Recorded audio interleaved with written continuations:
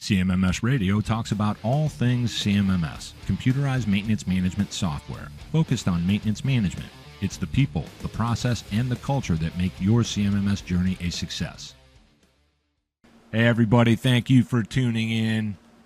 We're doing an episode today with Arthur Field, and he is a manufacturing technology specialist. He also is with MTD CNC North America as a presenter.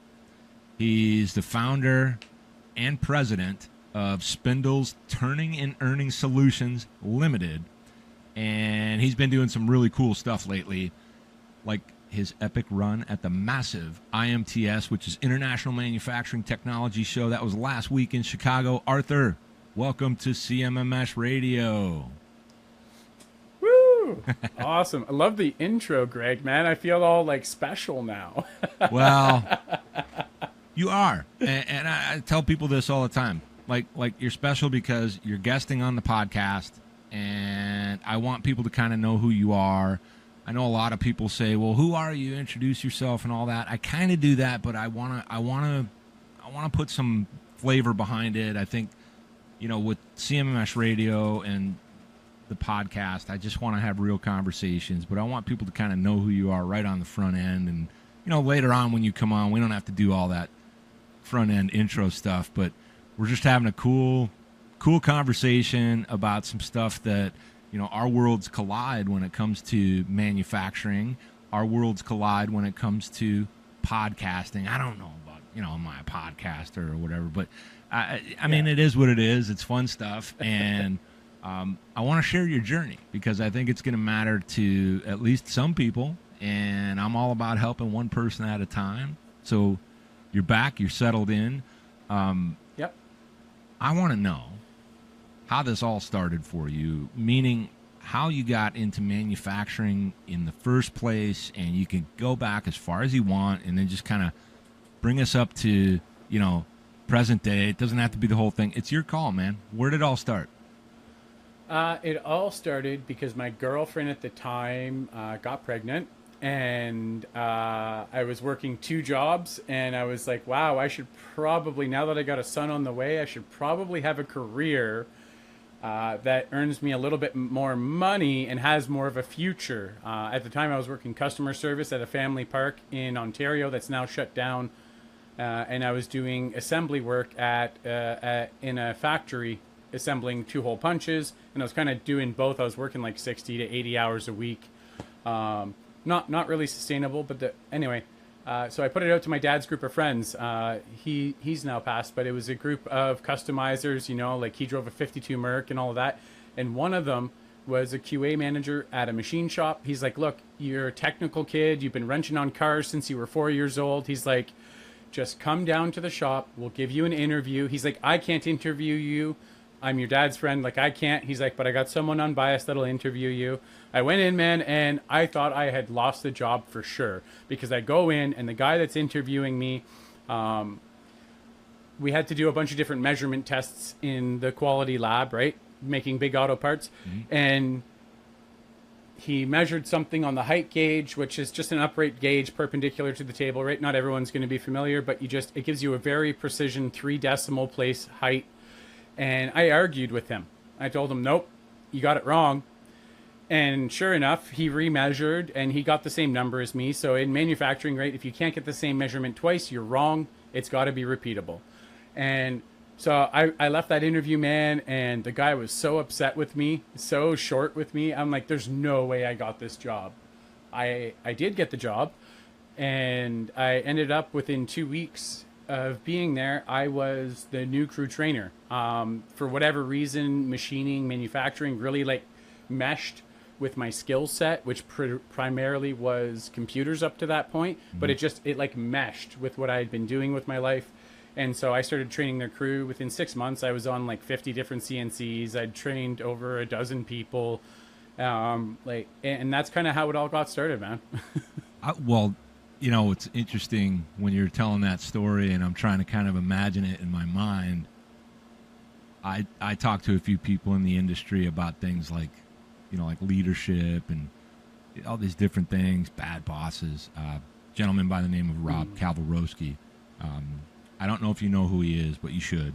And Rob has some really unique experiences. So while you're telling that story, I'm thinking in my mind, well, you just brushed that guy's ego in the wrong way. Is probably why he got, a little bit irritated and all that. But what's cool about it is that you got the job, which means that it wasn't about you being right. It was about you being focused on what you really do in manufacturing. Like, I don't pretend to be a manufacturing expert. I've been in some environments. I've worked a deburring station, and those are important stations, man. They're important. Indeed. And this was a long time ago, right? I'm an older guy. I'm in my 50s, early 50s. Yeah. Don't push it too far. It's great because of stress, not age. Yeah, exactly. But the cool thing about what happens in these environments is you get these real people that are really trying to do not just good work. And I'm big on the maintenance people, the maintenance process, whether it's facilities management or maintenance management in a manufacturing, on a plant floor, all those kinds of things. But real people. So I'm glad the guy got it, and then you got in there, and then you get all this like immediate exposure. They start seeing that you can kind of put it together and that you're really focused on, things like tolerances. And I want to kind of switch gears a little bit on that. So through your career, as you've been in these environments and talked to all these people, and then going back to what you were doing with your dad, wrenching on cars. I mean, having a 52 Merc, come on, man. That's like the stuff dreams are made of. Everybody wants to throw one of those in their garage and drag it out every now and then. What do you think like really attracts you to these processes that you like to see in action? So you like you understand tolerances, how to use a micrometer, how that folds into technology, but how did that really kind of take hold for you? It's really my love of like continuous improvement, continuous development. It's if you give me something where it's possible to continue to improve your output, that's where I shine, right? Like as a kid, I found ways to do that, like taking stuff apart or working on cars. And then in computers, I did an IT focus all through high school. I did programming, I did hardware, I did everything. And again, same thing. With a computer, you can troubleshoot something, right? Like you can figure out why it's not working right. And you get to show other people like, hey, there's this beautiful thing called a computer and this is how you use it. So in the 90s when computers were new and I started building computers at like 10 years old, it was the same thing. Let's figure out how to make it work. Let's figure out how to help people use it. And that's been a theme throughout like my entire career I don't know, man. It's just, that's the stuff inside that drives me. So manufacturing is a great fit because manufacturing, it's not if something will go wrong, it's when something goes wrong. Whether it's on the software side with like the CMMS software that you're on, or in the like the maintenance world, all of that stuff. It's not if, but when, and you got to be able to respond quickly and be decisive. And that's something I've always done. Does it always work out? No. No way. Well, the whole idea is that it never works out, and it's if you have your mindset, and there's a friend of mine. His name's Jim Van Tighem, and he talks about this concept of maintenance mindset, and it's not such a simple thing, but it's both simple and complex all at once. Where if you know this and you're going into this, almost like you think of soldiers that go through this rigorous training and rebuilding of themselves, and they set a mindset towards a systemized approach to what they're about to do. They just know what they're getting into, and they sign up for that, so to speak. And you do the same thing in the world of maintenance. You do the same thing in the world of manufacturing. You're here for making a high-quality product, getting maximum throughput, and if you think there's a way to eliminate all the problems, that's the wrong mindset. It is, how do we mitigate these problems and be prepared for them? I want to ask you something, and just be as blunt as you want to. Do you think it's really possible to truly predict failures? I think you can have a best guess. Look, to me, it's the same as the term, like there's a Japanese term, poke-yoke, right? Like to try to foolproof something. And look, there's always going to be a bigger fool. There's always going to be someone or some combination of things that can happen that are just completely unpredictable. So, like you were just saying, Greg, it's you can be prepared to respond. You can have an idea of the different things that might happen.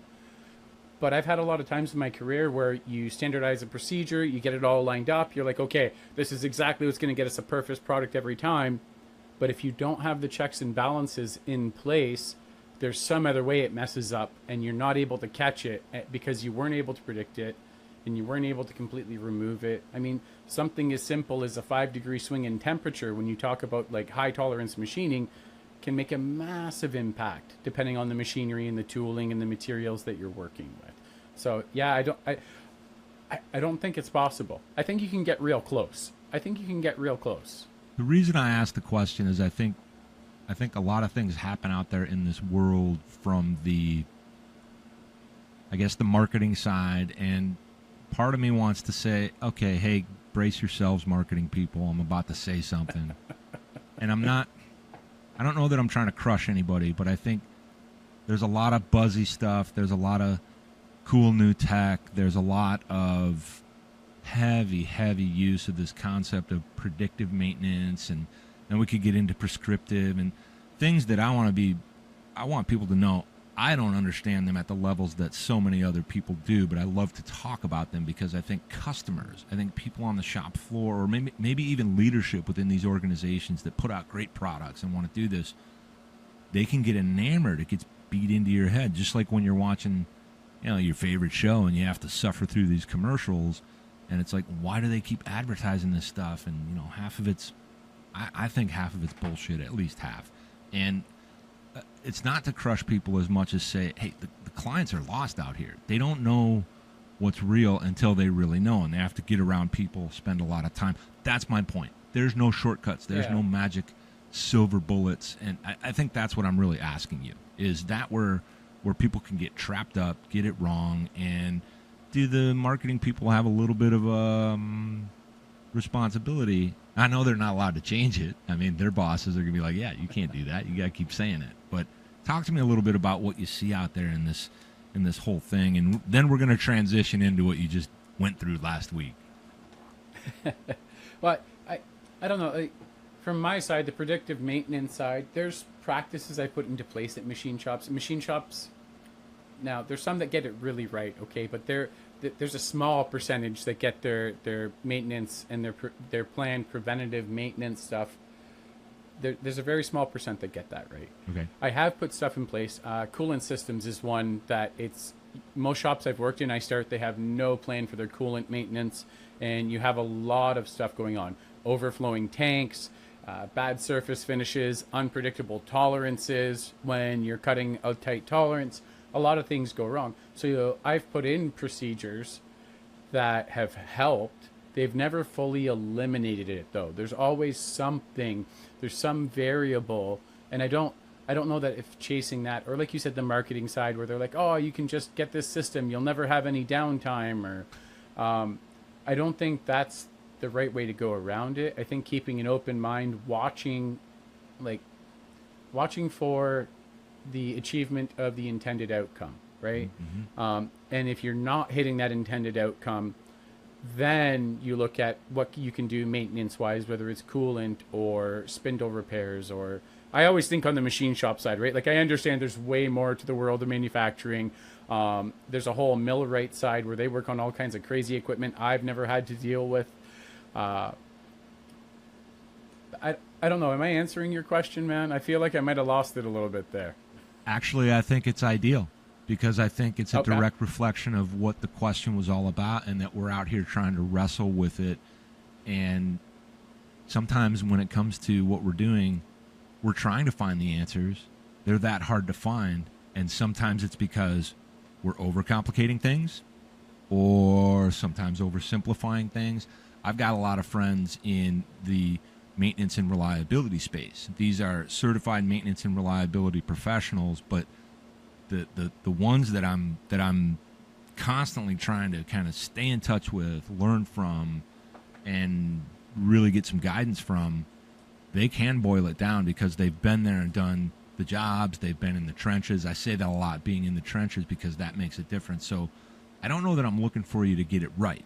And I don't know if we're necessarily trying to say, hey, here's your cheat sheet, and you're just going to get these quick answers, because manufacturing, maintenance and reliability as it relates directly to manufacturing doesn't necessarily work like that. It can become that if you're the kind of practitioner that can really put it all together. And I know a few of those. I'm confident that I know the right people that can do that. So, yes, you did answer it. And it wasn't about being right. It was about a journey. And I'm really all about journey stories. So part of the journey, and we're going to go back to Spindles in a minute, or 10, I don't know. I don't use timers or any of that crap. So I want to talk to you a little bit about IMTS, that you just ran through that quote unquote entire mega conference. It only happens every 2 years. It's also really cool that you're in as MTD CNC North America. And I recently dropped an episode with Tony Gunn. Tony Gunn is awesome. He's all about positivity and energy. I wanted to watch from afar because I couldn't be there. So I was watching you and the crew, trying to support, chime in. I had some friends over there, some people that I work with from the space, but they don't provide machines. They provide the software, right? So for CMMS Radio, one of the ones I was really chirping a lot about was Upkeep. I'm one of their ambassadors. I know a handful of other people on there. But when you were going through this event, couple questions. One, was it your first time at IMTS? It was my first time, and what a way to go with MTD, man! Wild. Yeah, it was my first time. Yes. So that was going to be the follow-up question. Was really, and the way I typed it out was something to the effect of, Tony Gunn is awesome. We know that. All right, shout out to you, Tony Gunn. But when he's putting together this team and he's going to cover an event, and they really know what they're doing, not just because of him and what he's been through, but each of you that are part of that crew, like a production crew, if you will, covering this floor, massive event, right? Big, huge, like it's multiple buildings, different floors, but covering the floor each time you go through, you're bringing your unique perspectives, and he has an eye for that, the talent that knows how to ask the questions and stay in the middle and unbiased. I try to do that. I think I slip up a little here and there, but hey, it is what it is. I'm me. But I want to know what it was like working with that team, and what it was like to kind of walk the floor, and you've got support, you've got someone with a camera, and it's kind of a different thing, right? It's like wow, this is wild. So just tell us a little bit about that experience. It was really, really cool. It was so cool to be there with Tony, right? I landed on the Sunday and I left on the Saturday evening. So, and by the time I got home, it was Sunday again. So it was 7 days, and it was really interesting because what I discovered. So on the presenter side, it was myself, Tony, right? Everybody knows Tony, and then it was also Eddie Saunders Jr. and Megan Ziemba, right? Two phenomenal forces in the manufacturing space. But each presenter and our camera crew as well, we've each got our own practices that kind of keep us, so when we're on there and we got to figure out what questions to ask that were centered. So it was really interesting in the beginning, just seeing how each person kind of structured their time there, how they set themselves up in their hotel rooms, so it was really neat, because I was like, man, am I weird for having my own things I want to do? And it's like, no, everyone's kind of got their own thing, and it's how they keep focused.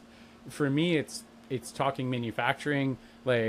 These are just business cards where I actually got to meet people and shake their hands. Mm-hmm. I've got a ton of other contacts that I made, or introductions, but it's all these people. For me, it was keeping connected and talking to people and asking them their questions. My mornings, my days, it's weird talking about it, because if I did this in my day-to-day life, my normal day-to-day, I would be so dog tired, man. But I would be asleep by 1 in the morning, and I'd be up at 5:30 in the morning.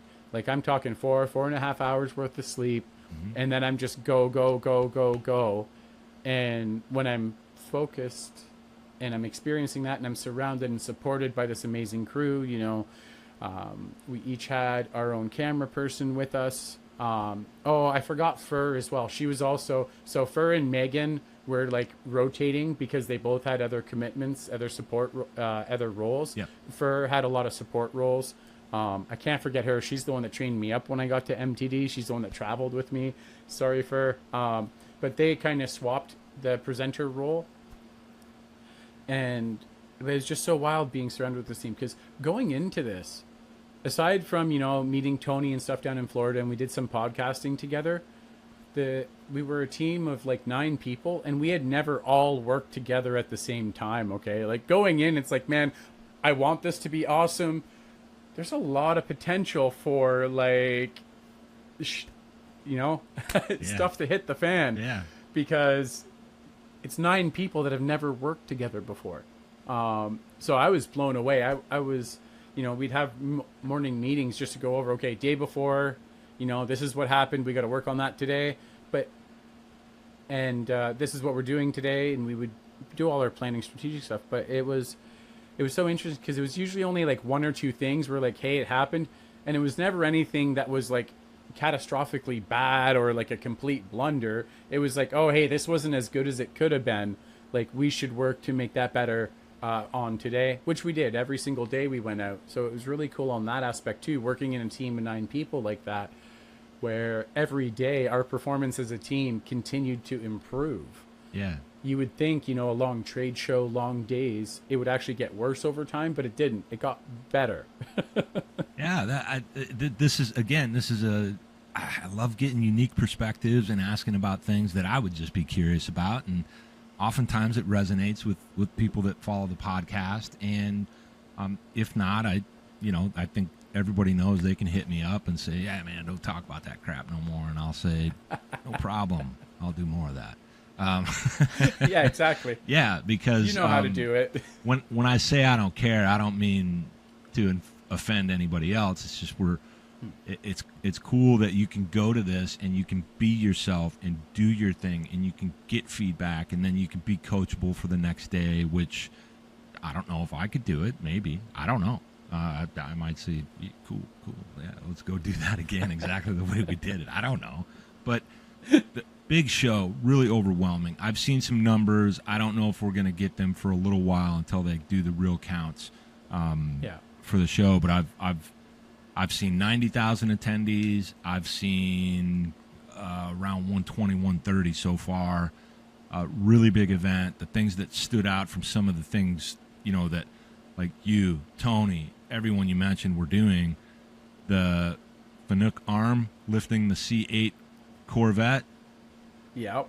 Probably my favorite. And then my next favorite after that, and I know it's supposed to be like about CMMS and all that, but my next favorite was the NASCAR simulator. I missed that one. Yeah, well, I saw that with Megan. She was able to drive, and then I saw a few other people with different groups that were doing that. So that's pretty cool stuff for me. But what a show! Do you ever get into conversations about the machines and the products, and conversations more around how do you guys keep this machine running well? Do you ever get into those kind of conversations while you were at IMTS? At IMTS, I didn't really get into the maintenance side. When I was still on the shop floor running machines, it was my focus. I think good maintenance is a huge, important part of manufacturing.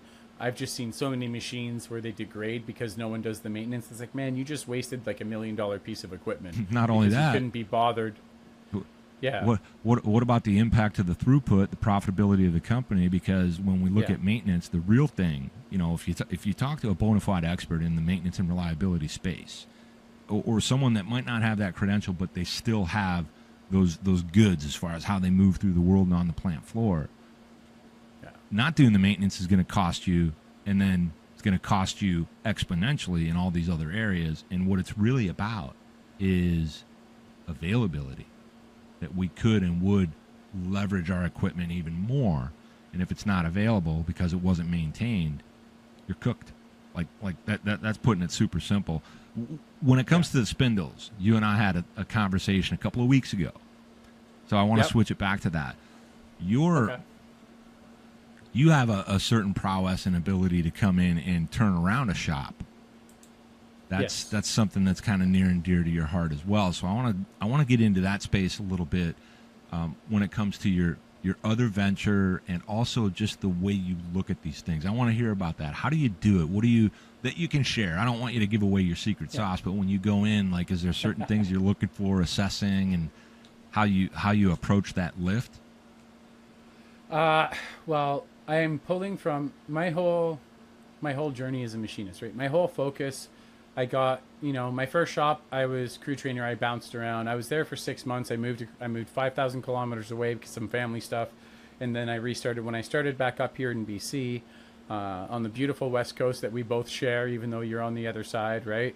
When I started up here, I realized that if I just focused on keeping the spindle turning, that I could help the companies that I work for be more profitable.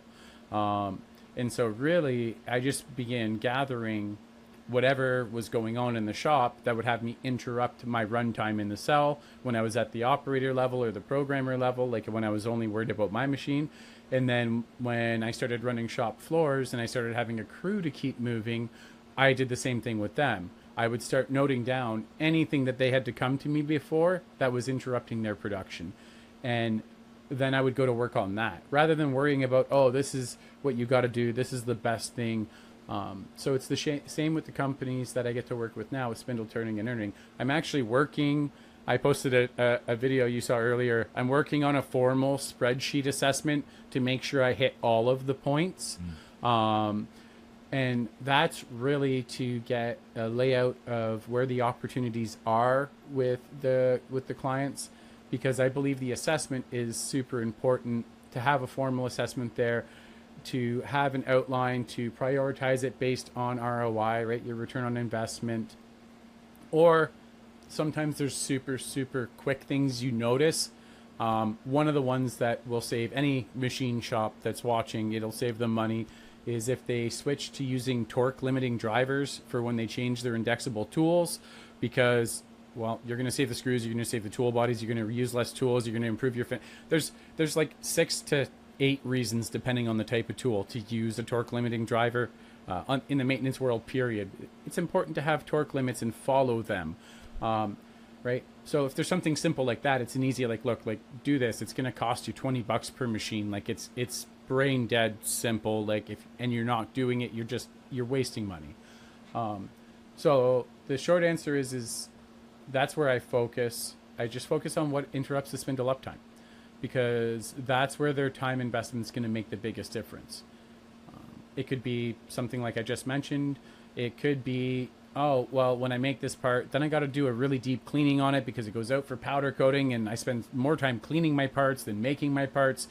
Man, if we had a part wash system, I could be running my machine while the parts are cleaning themselves. There's so many different things. It could be a supervisor that just gets under their skin, and this person's got to, like, go because they can't focus on making quality parts, because it's just, there's so many different things, and it's not looking at any one specific thing.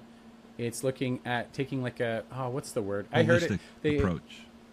I was going to say, someone said holistic. Okay, you used it, but it's a holistic approach, because I look at the companies as an organization, but as an organism as well. There's so many moving, breathing parts to a company.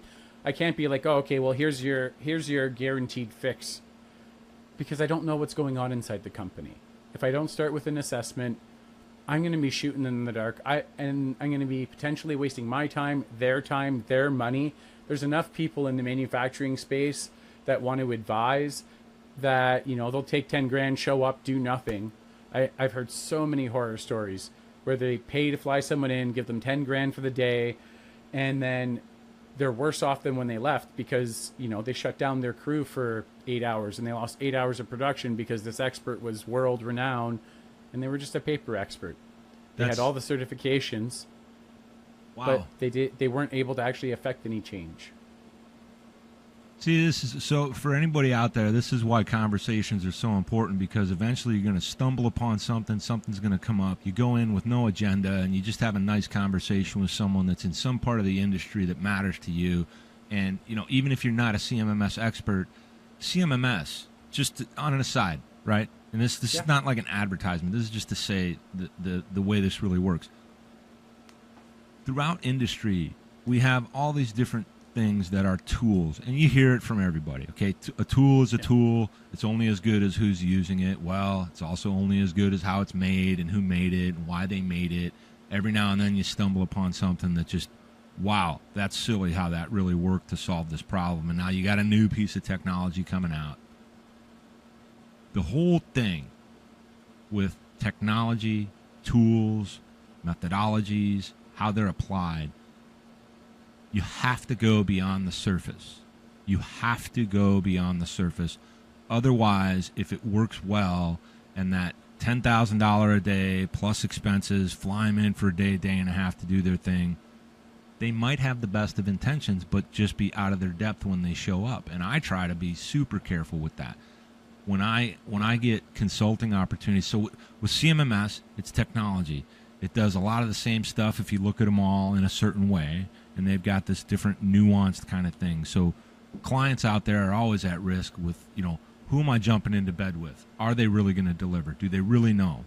And then you go out on the internet and you read all this stuff. Oh, cool, great stuff. Well, bullshit. We don't know, right? You got to listen to what they're saying. You got to know if the players involved really know their stuff about having done this work, seen these things, or talked to enough people and been through it enough to know how to talk about it and at least volley in a good, credible way. So those things that happen out there with consultants, right? Whether it's with what you're doing, with CMMS, with, you know, overall plant turnaround, someone that's coming in to find and eliminate waste, any of these things.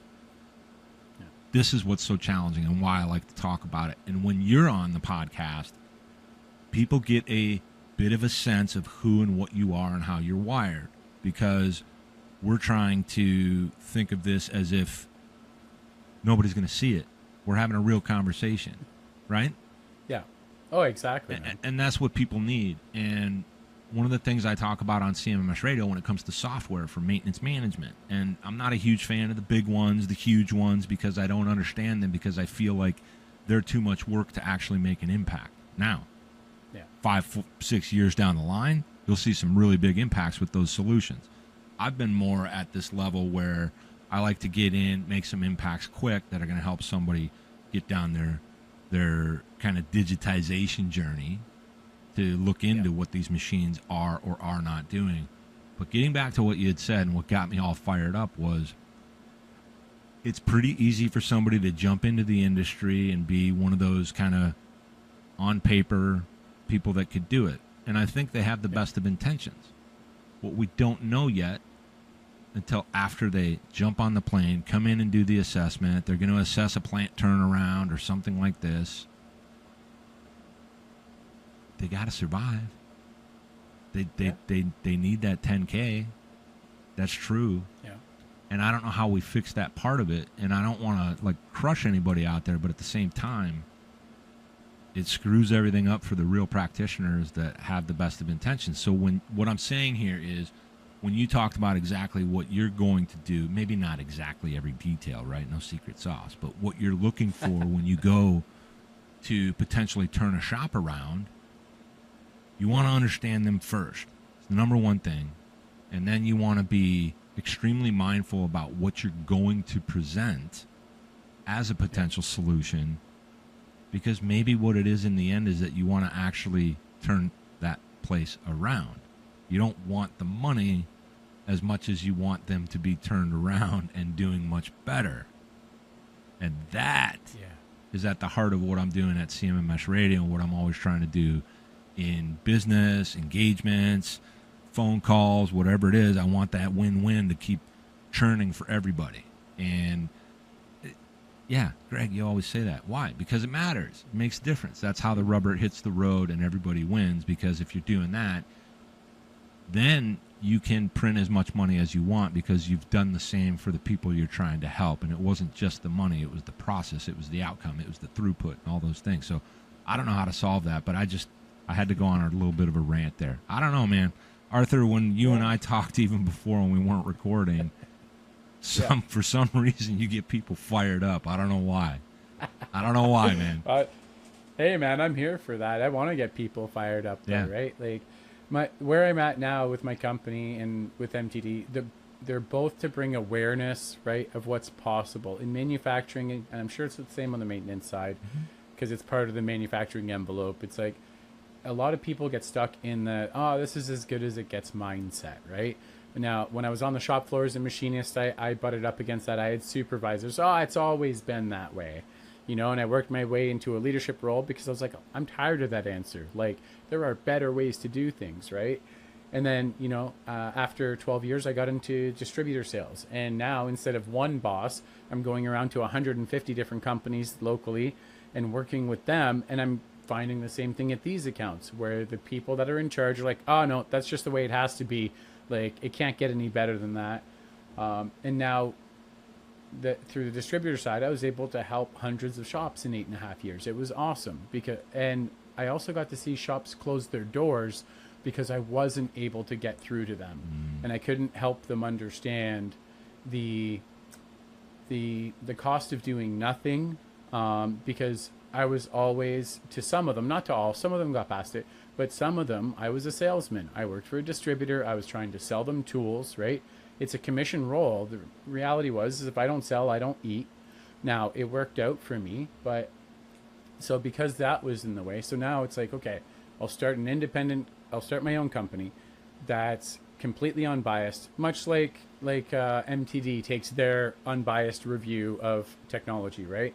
I'm bringing that to my customers because it's like, look, I don't get any kickback from any of the suppliers I'm introducing you to. I don't get any kickback from the products I'm recommending to you. It's strictly based on where you're at now and what I have seen make a real difference for you. Or reaching out to the network I've built over the last 23 years and going to those people I know that are going to give me a real answer, a truthful answer, not one that's going to pad their pocketbook, right? Yeah. Because there's people on all sides. So it's just been this evolution of, I don't want to see shops close down, man. Nope, nobody does. The only shop you want to see closed down is one that is not doing good stuff, not doing the right stuff. But then you got to say, well, everybody's got the right to make money, and then it starts being this righteous thing. So I don't want to see shops closed down. I don't want to see people lose jobs. Yeah. I want to see shops improve. And like when I think of shops, one of my best friends on this entire planet in this whole universe owns a couple of body shops. And I know firsthand the things that he does to make the shops excellent, the people excellent, the outcomes excellent for their clients, and all of it's connected. And he does all the work. It's crazy. I mean, he puts in days that are just like ridiculous. And sometimes I talk to him about, well, what are you doing going to this place and that place when the shop? He's like, the shops are running great, but I want to find more ways for us to run better because we want to do better by our clients. And we talk about, you'd never expect this. We're talking about Kaizen and all these different methodologies. Over the years, I see all the certs at the shop about this thing called ICAR, which we won't spin out into the automotive industry when it comes to body work and body shops, but really staying on top of that. And I would start peppering him with questions like, I don't know much about that, but does it have anything to do with this or this or this? And he's like, yeah, how'd you know that? And I said, well, that's a maintenance thing, and that's also a quality thing, a QA thing, and that's kind of what right looks like. Right. And then other people, they get jammed up and they're cutting some corners and they're still trying to deliver. I don't want to throw anybody under the bus. I mean, I kind of do, but not really. So I want to get about 5 things out of the way before we wrap the episode. And we've been chopping it up for a minute here. So I want to switch over. Do you have a brief, quick story about a time when you saw failed maintenance cause something like catastrophic or an injury? And if that's too dark, you can just say, I can't think of anything right now. Oh, failed maintenance that's caused something catastrophic. I mean, I've had personal injury because of a lack of maintenance. I have a few of those stories. Yeah, I guess I've got a short one. So I was doing manual machining at the time, and I was running a vertical boring mill, right? That's where the spindle's laying flat and the parts sit on top of them, right? And it was that, I think it was the 60-inch table, so 5 feet across, right? So you can fit some pretty big rims. I was making giant rims at the time. Anyway, so across the table, there is where the tool post travels, right? It goes back and forth so you can cut the different sizes on the assembly. And it leaked like a sieve. They refused to replace the seals. They refused to do anything like it, which means after a couple minutes, the top of that table is got like real slick, tons of like way lube up there. It's just building up. Well, the thing is the operation I was doing was very, very quick. So I would have to climb on these tables because, you know, I'm climbing up 8 feet in the air, standing on top of the table. And then I'm trying to attach my lifting chains to pull it off because these things weighed half a ton to a couple tons. They're massive.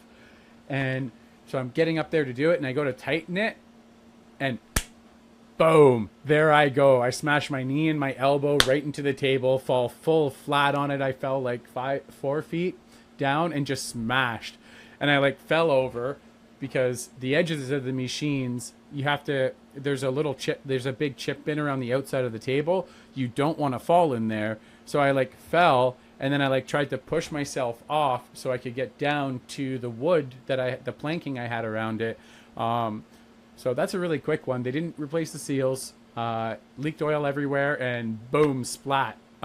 Thankfully no hospitalization, but I ended up missing like a week of work because my whole right side, my elbow and my knee, I couldn't walk on it because it was real rough. Yeah. No, and I appreciate you sharing that. It's more so that, you know, it's more to drive home the point that, like, maintenance plays an incredible role in all aspects of what's happening. I talk a lot of crap about, you know, if all the maintenance people went home for a half day, we're never going to recover from it. And I like to get something that's a little bit impactful. It's not for shock value, folks. It's more about, you know, this stuff is real. Doing maintenance. All of us know the maintenance in our lives, on our vehicles, in our homes, and in these shops and in these plants. A lot of times we know that we're not doing it, and we're taking a big risk, and it's a bigger risk than what we think because we can take it for granted, and that's why this stuff's all actually really important. And maintenance makes the world go around, and if manufacturing makes the world go around and you're not doing your maintenance, people are going to get hurt, stuff's not coming out, the quality's going to be low, blah, blah, blah, blah, blah, blah, blah, right? Next thing I want to talk to you about is the fun question segment. I'm going to do the fun question segment with you right now, and then I'm going to have a follow-up afterwards. So, you ready to rock? Okay. Yeah, all let's go. Question number 1. No wrong answers with any of these. Arthur, what is your favorite music? Favorite music? Right now, it's a mix. I guess it's technically called rap. I can say the band name. I think he falls basically into rap. It's a guy by the name of Tom McDonald. He's a Canadian that moved down to the USA. He's my number one listen right now. Cool. So, but he does some country-ish kind of like vibes too. So he's kind of back and forth. But yeah. All right. Next fun question is, what is your favorite sport or hobby? On the sport, doesn't have to be one that you play. It could be one you like to watch, support. Oh, I would have to say favorite hobby. Outside of learning, because I'm completely addicted to learning. I don't know, man. Learning's the easy one, right? Like I've been addicted to like I've been so focused on learning since I was itty bitty. Right now I'd have to say gym, like it's health related, like training. I did 8 years of strength sport. I competed as a power lifter for 8 years. So I would have to say, yeah, because that's there. I like watching strength sports too. So strength sports. Cool. I've got a buddy. His name's Howard Penrose. He's known as the Motor Doc LLC. He's a former power lifter. Oh, okay. Yeah, legitimate. We've had a lot of conversations about it, and I know another guy that, oh man, I have to go look up. He was trying to get into the 1,000 Club. Anyway, let's not worry about that one.